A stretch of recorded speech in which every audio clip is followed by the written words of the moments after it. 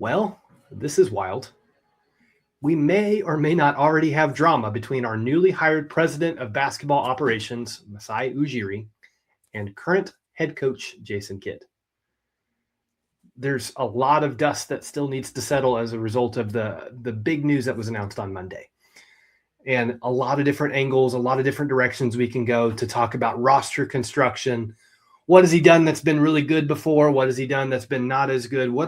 What expectations do we have, not just for Ujiri in this new era of basketball, but like what can we expect out of the Dallas Mavericks on the court next year?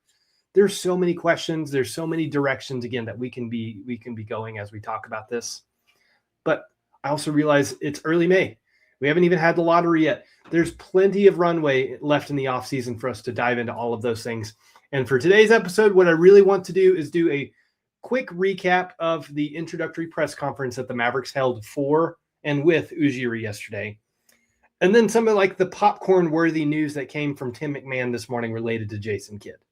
So buckle up, guys. This is going to be a fun episode. I am your host, Ethan, the advisor Clayton. Welcome to the party. And by party, I mean dope podcast. This is Your Mavs, the Dallas Mavericks podcast where all are welcome, but y'all better behave. Okay, especially if you're already in the comment section saying that this is the worst hire ever. I'm not here for it. I disagree. Why don't we save our opinions for like when things actually start happening? As an example, it was like, actually, I don't want to jump ahead of myself. Just hold that thought just for a couple of brief moments here. I do want to talk about some of the highlights from the introductory press conference yesterday. You've probably already heard other podcasters talk about it, but of course I'm going to give my spin on it. And guys, my initial reaction is that we now have in Masai Ujiri the exact opposite of Nico Harrison, right? Like on the one hand, he knows how to talk to people, right? He knows how to like bring stories and analogies into answering a deep question. He gives really thoughtful, not condescending types of answers, right? And we're going to talk about some of the bars that he dropped yesterday in the conference. But that was my initial takeaway is like he knows how to talk to people. We have a face of a franchise that we can actually trust and that like cares about the fans. It cares about the, in his words, organization, right? That's a very British Canadian thing. Instead of saying organization, it's organization.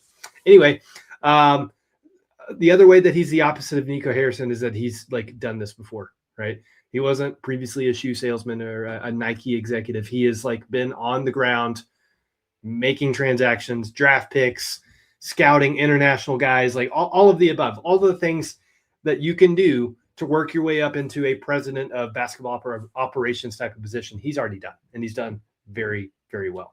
So that's my initial takeaway. We have a guy, like a real guy in our seat now. Now, on that note, it's the president of basketball operations seat / alternate governor. I'm not going to really talk about the governor stuff today because I don't fully understand that. I am going to talk about the fact that he's not technically the GM, right? So for all intents and purposes, the GM search is still active. At least, from me reading between the lines here.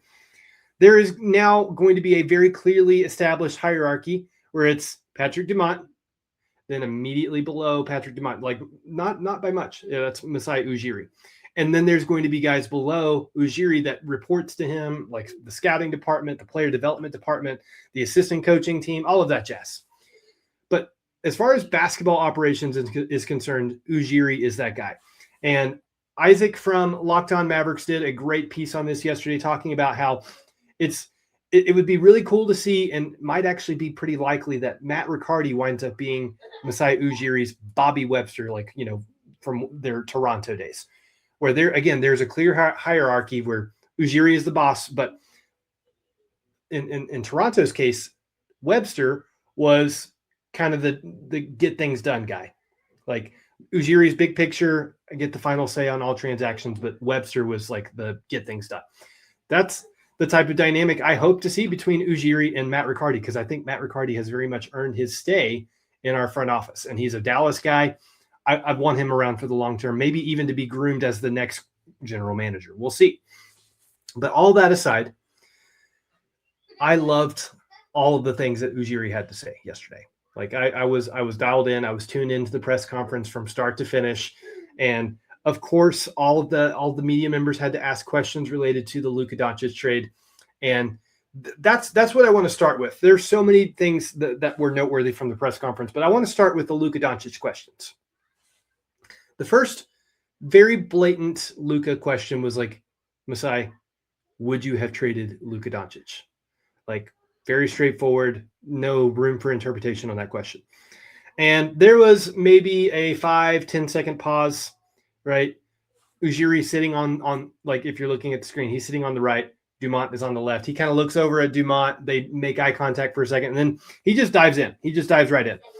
And one of the notable quotables in response to this question, it's like, in Africa, we have a saying, when kings go, kings come. I'm going to say it again. When kings go, kings come. That was his answer in response to the would you trade Luka Doncic question. Okay. And so the way he clarified that statement is like, Luka Doncic is a Hall of Famer. He is a legendary Dallas Maverick. Let's give him his flowers. He is a king, one of the best in the NBA. He talked about Luka a couple times during this press conference. However, I want to be, in his words, I want to be respectful of everyone that has served here, everything that has happened here in Dallas. So I'm not going to like throw people under the bus or say anything to make any disparaging remarks about anyone. But let it suffice to say, Luka is a legend. He is a Hall of Famer. We love Luka here. We're going to celebrate him here. That was something that's been missing in the Nico regime.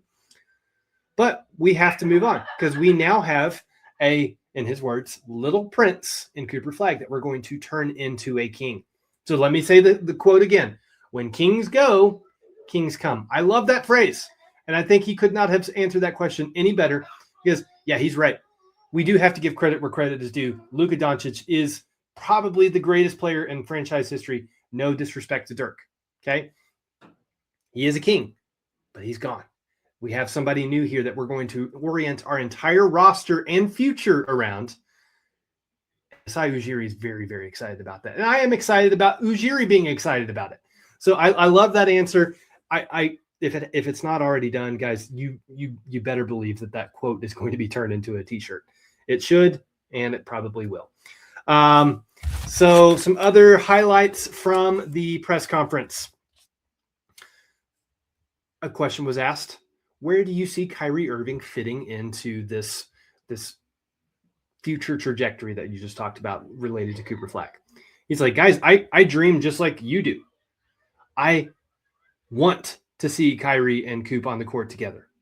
That is very much something that that's part of the design here. And he goes on to talk about how Kyrie is one of the best players in the NBA right now, and he's definitely the best ball handler in the NBA right now. So Ujiri knows ball. He knows how to talk to Mavs fans. He's like, look, I've been dreaming about it just the same as you. That makes him relatable to fans. It makes him relatable to like the basketball analytics that have all agreed pretty much from day one.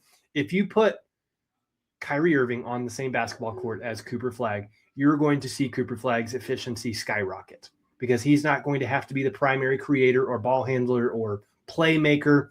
If you have someone that is dangerous and has to be respected like Kyrie Irving, that gives all the opportunity in the world for Cooper Flagg to get some better looks, do more off ball, kind of lean into his strengths.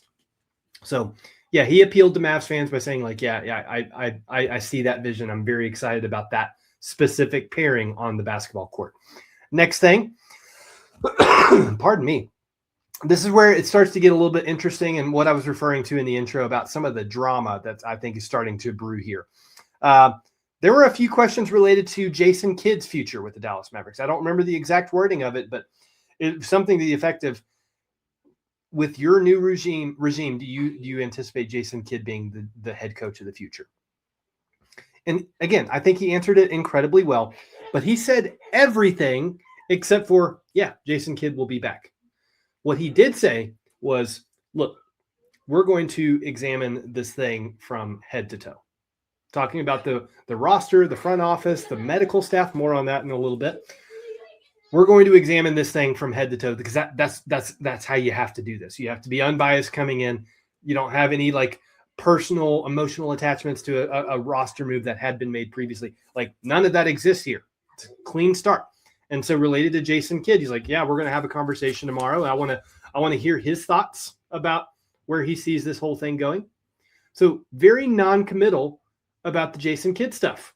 And immediately, like, ears start to perk up, right? And in fact, there was a guy from, I believe, the Fort Worth Telegram that was like, so going back to the Jason Kidd stuff, what we heard you say earlier was that you're going to talk to him. You didn't say that he is the coach of the future. Is that how we're supposed to interpret this question? And again, he clarified, we haven't really gotten a chance to like dive into the weeds yet. Like we're going to have a conversation tomorrow and we'll go from there. So he did not say that Jason Kidd is the coach of the future. And again, ears perked up, and the consensus that I'm seeing on Twitter and on Reddit and all of the things, people liked that answer. People love the fact that he's not ready to just say, yeah, no matter what, Jason Kidd is the guy. I'll give him a year and we'll see what happens. It's like, no, we're going to talk. We're going to examine this thing from head to toe, because clearly what we've been doing the past couple of seasons since our finals appearance, not going to cut it, right? We can chalk it up to injuries. We can chalk it up to front office turnover or coaching turnover or whatever, right? But he's still going to examine it with a fine-tooth comb from head to toe.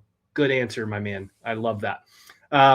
Talking about front office structure and maybe some things that he's done well in the past or things that he wants to be doing better moving forward.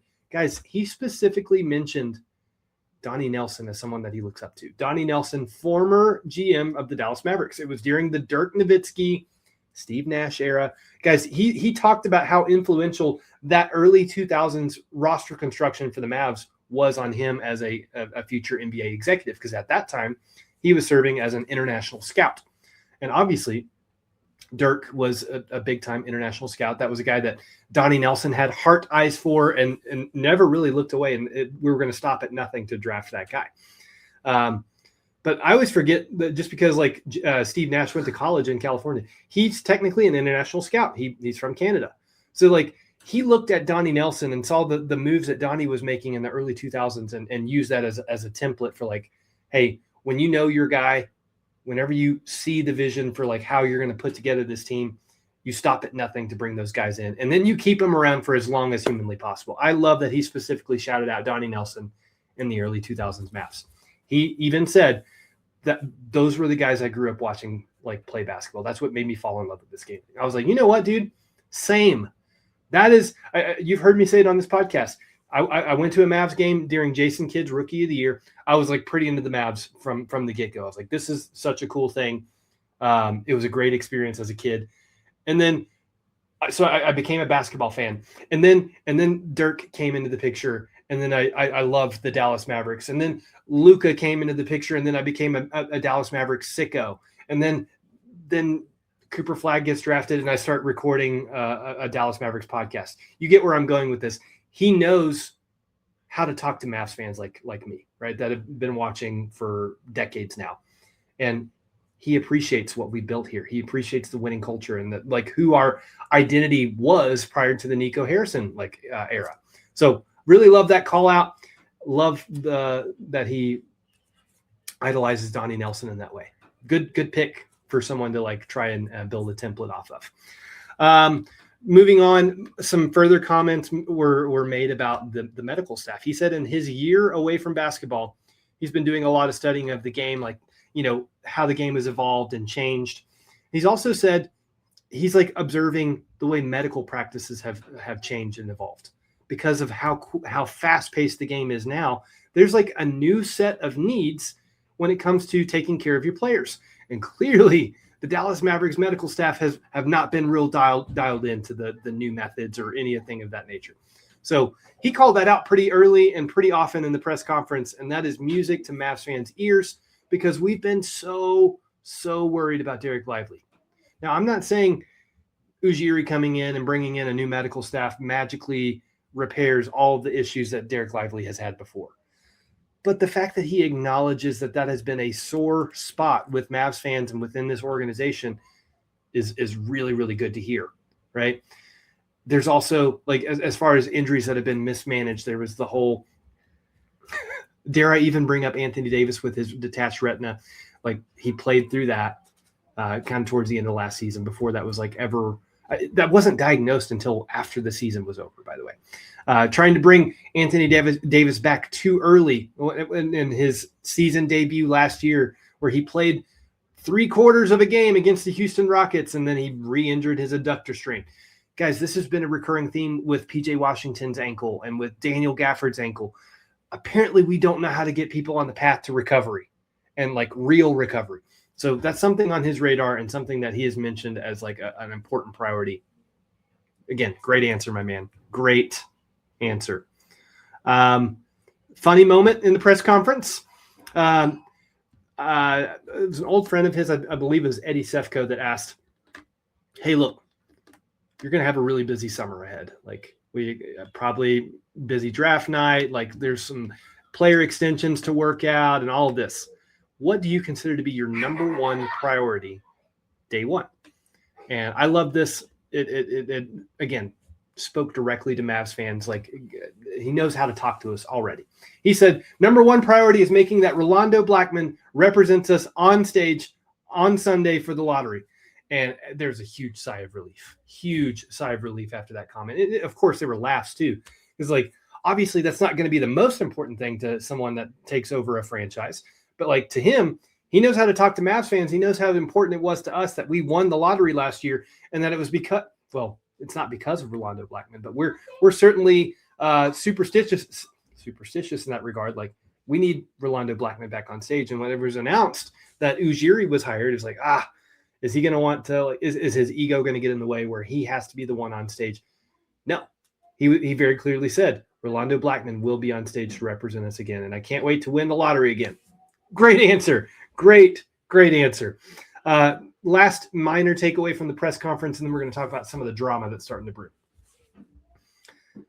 I didn't know this, and people that I've talked to also didn't know this, that Masai Ujiri has worked with current player development specialist on the Mavs, Phil Handy. He's worked with him before. Okay, great. Some continuity, some existing relationships here that can be built off of. Jay Triano. He's worked with Jay Triano before. Now, I don't personally think that Jay Triano deserves to return as our assistant coach, and because he was kind of, he held the keys on offensive schemes and what we were running offensively this year, and it was terrible. So that doesn't excite me as much. But if Jay Triano were to stay on, we already have existing relationships that, hey, if you've worked with somebody before, you have good camaraderie, you have good, what's the word that I'm looking for? Rapport, right? That was encouraging to hear. Phil Handy is obviously a big name in the player development space, but the fact that they're familiar with each other and can continue working together, that was exciting to me. Let's talk about the drama, right?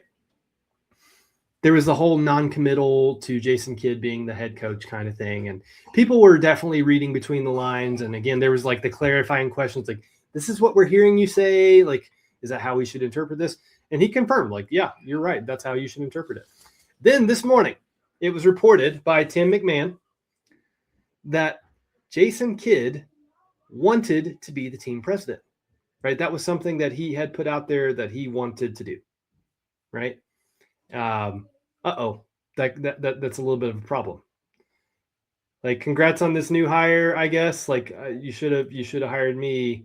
Then it was also reported in that same like post by Tim McMahon that the decision was made without Jason Kidd, and he was informed after the fact. So it's like, not only are you not going to be our president, but you're not going to be involved with this process. We'll tell you after the fact, like just like all the fans that get excited about this stuff. So there's already speculation afoot, if you will, about how amped or not amped Jason Kidd is about this new hire, because the way it's understood by me and like what it was described by Patrick Dumont in the press conference is like Masai Ujiri is the guy. He's the one making all the decisions on the basketball operations side. So if Jason Kidd had expectations that he was going to operate in that fashion, that is no longer. Yeah, sorry, lost my train of thought there for a second. You probably heard all of the screaming and crying in the background.